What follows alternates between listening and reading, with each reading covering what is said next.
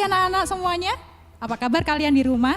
Ketemu lagi dengan teacher di sini, dengan teacher Iris dan teacher Dewangga, teacher Elva. Hari ini kita akan sama-sama mau memulai chapel kita. Teacher berharap kalian bisa tetap merasakan nikmatnya dan keindahannya untuk bisa bersekutu bersama dengan Tuhan. Kita akan sama-sama berdoa sebelum kita mulai chapel pada hari ini. Mari kita berdoa. Tuhan, kami mengucap syukur untuk kesempatan bisa datang di hadapan Tuhan pagi ini. Kami mengucap syukur karena Tuhan memberikan kesempatan kami untuk beribadah dan bersekutu dengan Tuhan. Tuhan pimpin untuk setiap kami yang ada di rumah untuk bisa mengikuti waktu bersama dengan Tuhan ini dengan sebaik-baiknya. Terima kasih Tuhan Yesus, hanya di dalam nama Tuhan Yesus Kristus kami berdoa dan mengucap syukur. Amin. Oke, sebelum kita melanjutkan chapel kita akan menaikkan satu pujian yang berjudul Ku Nyanyi Haleluya untuk bisa sama-sama menikmati waktu bersama dengan Tuhan. Kita mau bersyukur bahwa kesempatan ini menjadi satu kesempatan yang berharga buat kita.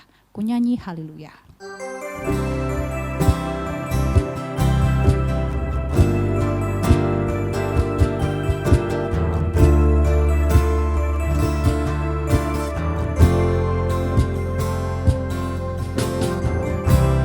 Bapakku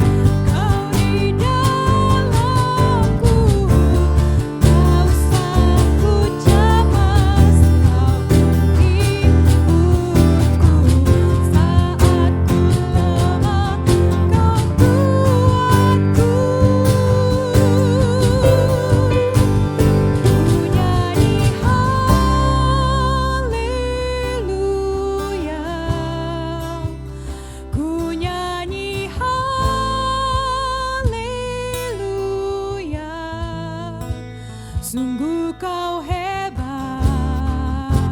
ajaib perkasa perbuatanmu.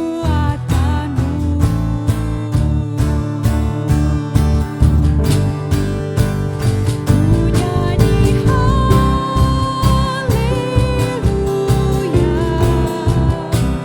ku nyanyi haleluya. Sungguh kau hebat, ajaib perkasa perbuatanmu.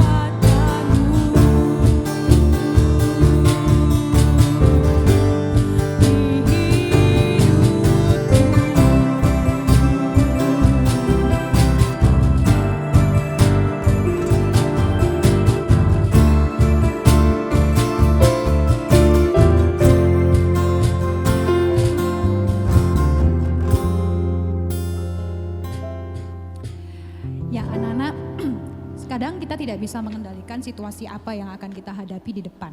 Namun satu hal yang pasti dan yang akan tetap terjadi, Tuhan akan selalu menepati janjinya. Janji penyertaan Tuhan, janji kekuatan daripada Tuhan sendiri di tengah situasi yang mungkin tidak akan pernah bisa kita prediksi, itu akan menolong kita untuk terus senantiasa menyandarkan hidup kita hanya kepada salah satu-satunya Tuhan kita, yaitu Yesus Kristus. Kita akan menaikkan pujian ini bersama-sama. Kalau yang ingin goyang sedikit, boleh bangkit berdiri. Kita akan sama-sama pujikan lagu Nyender Ning Gusti Yesus.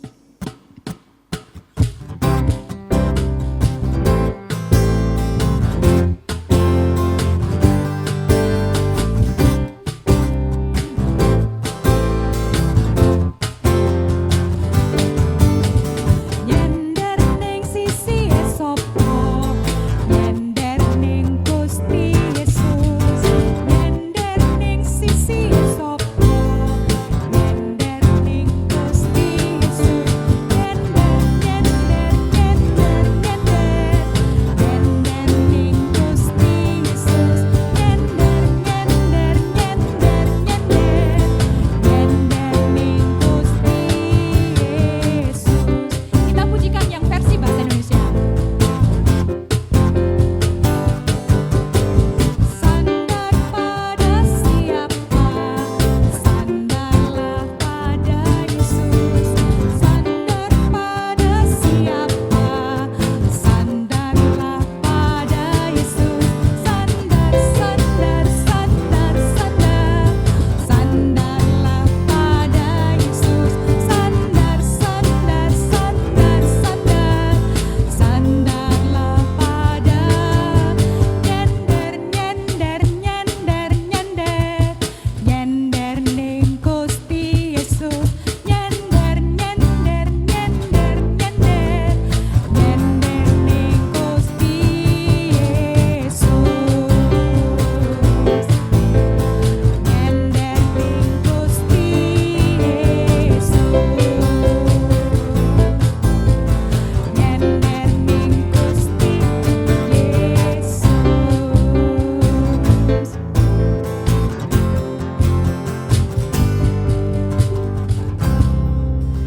Oke, kita akan sama-sama mendengarkan firman Tuhan hari ini yang akan disampaikan oleh Teacher Muji.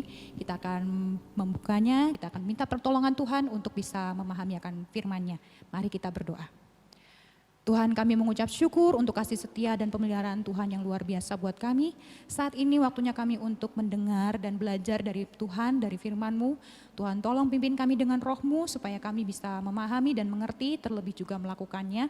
Tolong juga dengan Teacher Muji yang akan menyampaikan firman Tuhan, biarlah hikmat yang daripada-Mu memimpin di sepanjang penyampaian firman Tuhan nanti. Terima kasih Tuhan Yesus, hanya di dalam nama Tuhan Yesus kami berdoa dan bersyukur. Amin. 5, 6, 7, 8, klutik. Hai guys, berkembali bersama saya Muji Gregeting di sini. Kali ini saya akan membuat video tutorial bagaimana membuat ya ginian lah ya. Alat yang kita butuhkan yang pertama adalah kayu tarik, bor listrik, dan juga gergaji. Karena ada gergaji, saya pakai Grindra supaya lebih praktis aja. Hello, 2020 pakai yang listrik. Kemudian saya membutuhkan tang, palu, obeng, dan juga kunci Inggris. Oke, bagaimana cara membuatnya? Kita akan saksikan. Cepel. Waduh. Cer. Lepas cer.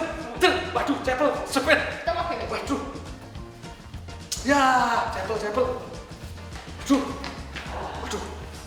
Wih, aku ditinggalkan oleh teman-temanku. Ya, begini pemirsa. Maaf untuk ketidaknyamanan ini. Ya sudah, kita lanjutkan vlog ini lain kali. Bye. Saya cepel dulu. Ya, hobi boleh, ibadah nomor 1. Dadah.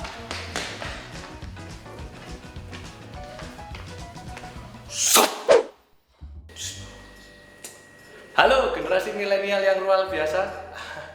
Milenial itu kan teacher. Kalau kalian kan generasi Z, generasi yang di atasnya milenial. Kalau teacher itu masih perlu adaptasi dengan gadget, kalian sudah masuk ke generasi yang native gadget atau alias ya sudah mulai paham dengan dunia digital gitu ya. Nah, hari ini teacher Muji diminta untuk membicarakan tentang sesuatu hal yang berhubungan dengan digital dan non-digital. Apakah itu? Yaitu mengenai adaptive and flexible. Tapi sebelumnya, teacher ingin meminta kalian untuk memahami salah satu kisah di Alkitab. Apa yang akan teacher bahas? Yang akan teacher bahas adalah The Passion of Love. Sebuah kisah klasik yang otentik, menarik, dan mendidik untuk kalian para makhluk antik. Oke. Nah, kita akan belajar tentang Nuh. Nuh itu siapa ya? Kita akan buka di Kejadian 6 ayat yang ke-9 untuk tahu tentang siapa itu Nuh. Yang pertama dikatakan adalah Nuh itu seorang yang benar. Kalau seorang yang benar, berarti dia orang yang nggak salah. Berikutnya adalah seorang yang tak bercela. Berikutnya, hidup bergaul dengan Allah. Dari ketiga kriteria ini aja, teacher Muji sudah jauh kalah level dengan Nuh gitu ya. Nah, maka apa yang akan kita kupas di sini? Nah, yang pertama, teacher ingin membahas sebuah misi yang harus dilakukan oleh Nuh, yaitu sebuah misi yang gak mungkin deh bagi kita. Yang pertama adalah Nuh diminta untuk membuat bahtera. Ingat, bahtera bukan sekedar perahu. Kalau perahu itu ukurannya ya bisa muat 1, 2, 3 orang gitu ya. Kalau bahtera itu sudah ukuran besar. Kemudian yang jelas adalah ketika membuat bahtera tersebut, Nuh itu memiliki peralatan yang terbatas. Kalau teacher diminta untuk pertukangan, yang teacher butuhkan pasti adalah Yoni. Wah, ini palu yang akan digunakan untuk memalu. Ya, bukan untuk memulai, gitu ya. Jadi palu ini akan teacher gunakan untuk ilmu pertukangan. Yang kedua, karena teacher takut untuk diserang, maka teacher akan menggunakan shield atau tameng. Shield, I need you. Ya, teacher baru pinjam ini dari Kapten Amerika ya. Lah, lumayan buat jualan nasi goreng. Gini, Nah, itu tadi.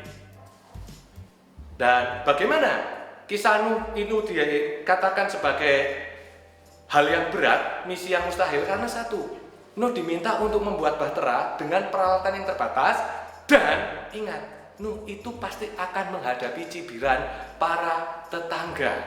Kenapa? Bos, ingat, Nuh itu diminta untuk membuat bahtera bukan di tepi pantai tapi di gunung. Coba bayangkan. Pasti ini hal yang berat. Minimal dari cara mengangkut logistiknya deh, seperti itu. Kemudian Nuh selain diminta untuk membuat bahtera menghadapi cibiran tetangga, Nuh juga diminta untuk membawa aneka ria binatang.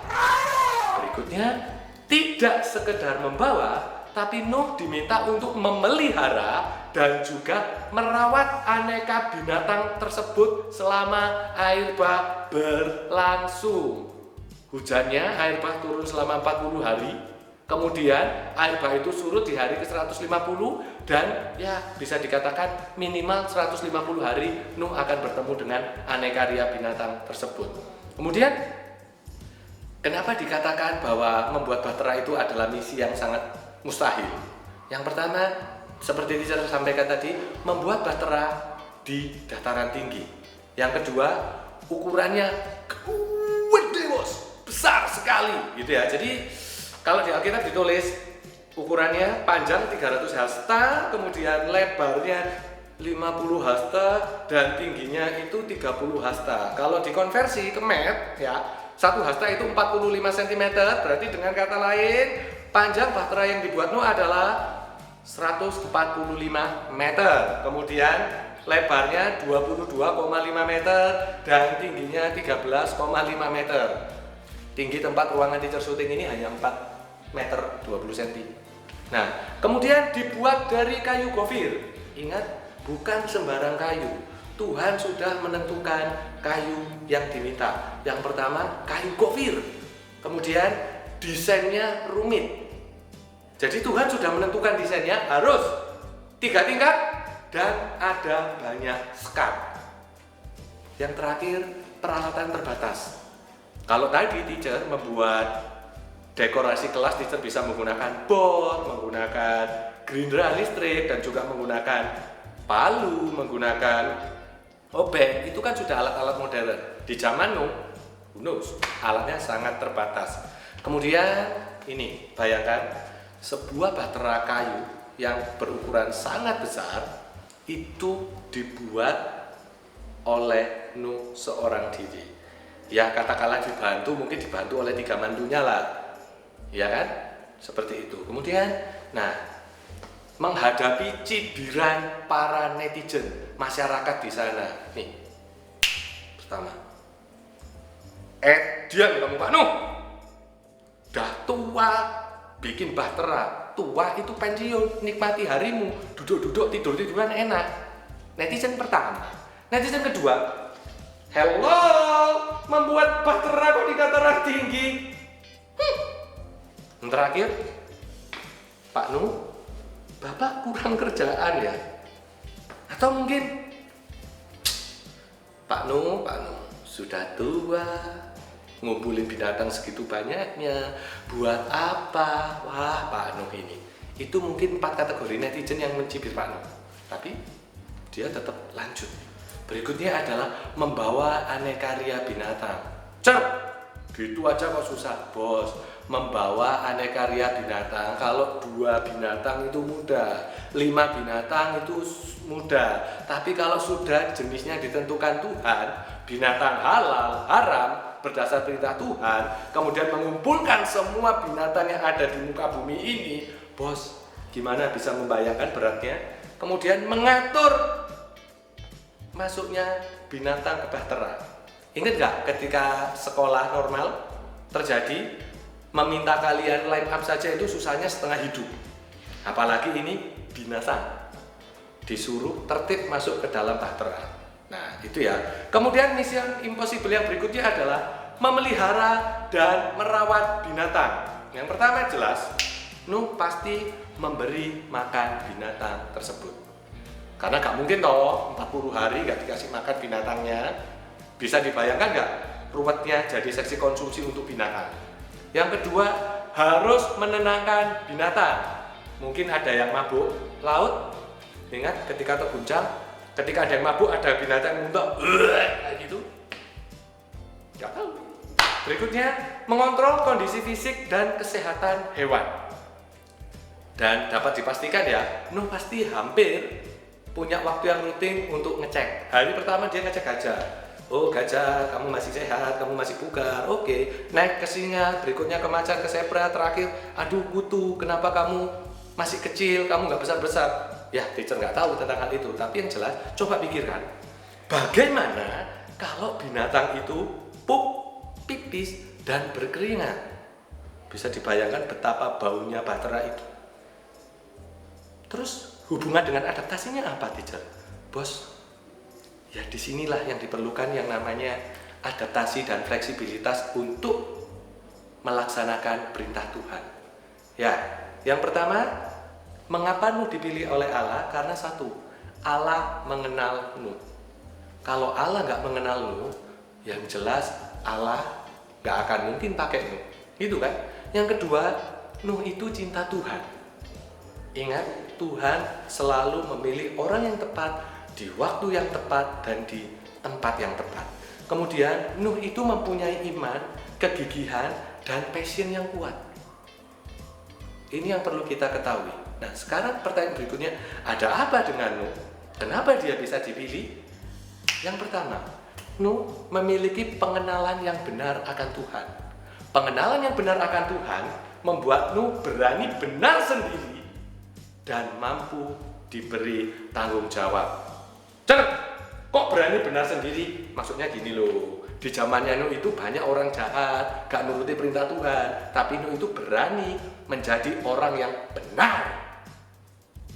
Paham ya? Bukan yang benar sakar PDW, seperti itu. Yang kedua, cinta Nuh itu ditunjukkan dengan iman dan ketaatannya untuk menjalankan tugas yang maha sulit. Oke? Bisa dibayangkan bagaimana Nuh menjalankan perintah yang demikian beratnya. Udah deh, kalau kalian ke Karis, lihat ya, Voyager yang di lapangan itu butuh berapa tukang untuk membuat itu. Dan itu menggunakan alat yang canggih, modern, pakai las, pakai besi. Nuh bos menggunakan kayu. Itu ya. Dan yang perlu kita ketahui adalah Nuh itu memiliki cinta, iman, ketaatan, passion, dan kegigihan. Nah, semua hal itu menghasilkan pekerjaan yang luar biasa. Berikutnya, kalau kita sudah tahu tentang Nuh, apa yang bisa kita pelajari? Yang pertama adalah kita sama-sama mengenal Tuhan. Ya, harusnya kita mampu berani benar dan mampu diberi tanggung jawab. Ingat, Nuh gak ada sosok yang dijadikan panutan untuk dia belajar. Tapi kita itu punya sosok yang dijadikan panutan. Tokoh di Alkitab itu bisa kita pelajari. Ada Nuh, ada Abraham, ada Daud, ada Yesus, ada Petrus. Semua bisa kita jadikan panutan. Kita itu menang banyak dibanding Nuh. Kemudian berikutnya adalah cinta kita kepada Tuhan harus ditunjukkan melalui iman dan ketaatan untuk belajar sebaik mungkin. Jadi kalau Nuh dengan segala macam keterbatasannya, dia mau dan mampu melakukan perintah Tuhan. Bagaimana dengan kita? Iya toh? Kita dibanding Nuh lebih banyak yang kita miliki sebagai fasilitas. Itu harusnya mempermudah kita. Tapi kalau semua fasilitas yang ada semakin menjauhkan kita dengan Tuhan, ya itu repot. Nah, kemudian milikilah cinta, iman, ketaatan, passion, dan kegigihan supaya kita mampu menjalankan tugas dengan sangat baik. Hasil kerja kita itu akan luar biasa. Seperti itu. Kemudian, apa yang harus kita lakukan? Yang pertama, kondisi online learning seperti ini nggak dialami oleh kalian saja. Kalau kita merilis alasan kenapa kita mengeluh, mungkin bisa satu buku habis. Tapi coba pikirkan alasan kenapa kita harus bersyukur. Dan pikirkan saja kenapa Tuhan mengizinkan ini terjadi. Ya toh, nggak ada yang siap dengan kondisi seperti ini. Pandemi ini akan berakhir kapan? Kita juga nggak tahu. Sama seperti Tuhan tiba-tiba nyuruh Nuh, bos, buat dong bahtera untuk nginep aneka binatang di bumi. Mungkin Nuh akan gini, ini kita juga sama, kita nggak tahu apa yang terjadi, kondisi apa yang terjadi. Makanya berhentilah mengeluh. Kedua, lakukan tugas dan tanggung jawab kita dengan gigih. Setiap teacher di Karis itu mempunyai goal masing-masing. Orang tuamu juga sama. Mungkin perintah yang diberikan, tugas yang diberikan tidak menyenangkan, tapi ingat, itu demi kebaikanmu di masa mendatang. Seperti itu. Kemudian yang ketiga adalah miliki kerendahan hati untuk bersikap adaptif dan fleksibel. Nah, jadi ketika kita memiliki kerendahan hati, ingat, Nuh itu mau melakukan perintah Tuhan selain karena cinta, dia juga memiliki kerendahan hati. Coba kalau Nuh langsung debat Tuhan. Tuhan berkata, Nuh, silakan kamu, aku minta untuk membuat bahtera bla bla bla bla bla bla. Are you kidding me, God? Nggak lucu kan? Tapi ketika Nuh menunjukkan cintanya dan melakukannya dengan segala kerendahan hati, dia bisa bersikap adaptif dan fleksibel. Kemudian, ingatlah selalu Kolose 3 ayat yang ke-23. Apapun juga yang kamu perbuat, perbuatlah dengan segenap hatimu seperti untuk Tuhan dan bukan untuk manusia. Kenapa teacher ngomong seperti ini? Bos, kalau kita sekolah hanya karena nuruti mama, sekolah itu nggak penting. Kalau kita sekolah hanya supaya nilai kita bagus, dipuji teacher, nggak usah sekolah. Tapi kalau kita sekolah untuk kemuliaan Tuhan, jangankan untuk sekolah, untuk makan, untuk snack, untuk hal-hal yang lainnya pun kita masih memikirkan Tuhan. Bagaimana dengan kita? Apakah kita mau menjadi anak yang adaptif dan fleksibel ketika diperhadapkan pada kesulitan? Ataukah kita menjadi pribadi yang mudah mengeluh? Kalau teacher sih lebih memilih melakukan semua untuk kemuliaan Tuhan. So, be adaptive, be flexible. God bless you.